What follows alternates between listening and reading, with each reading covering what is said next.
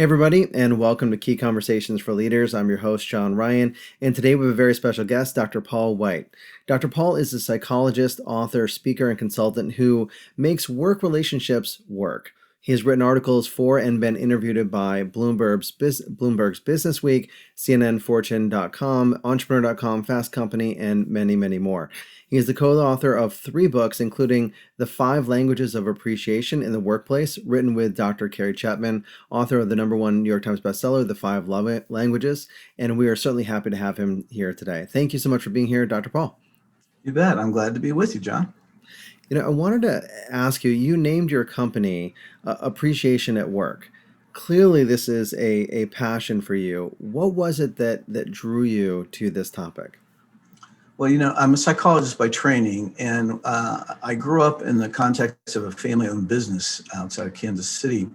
And so sort of have a unique perspective that way, and wound up going into consulting with family-owned businesses and dealing with the family issues that are intertwined and largely around business succession kinds of things.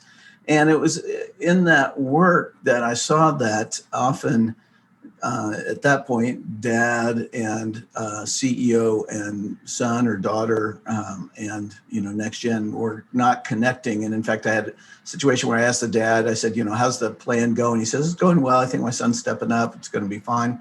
I walk across the hall, ask the son, and he says, this is a disaster. It's never going to work. It can't ever please my dad. And so did some investigation. And at that point, this was about 10 years ago or more. And found out, there's a lot of emphasis on employee recognition, but it clearly wasn't working. And so wanted to find out why and what we could do about it. And so my wife and I had been impacted by the 5 love languages. So I pursued Dr. Chapman for a year and finally got to meet with him and pitched the idea. And then we worked together on applying the concepts to work-based relationships.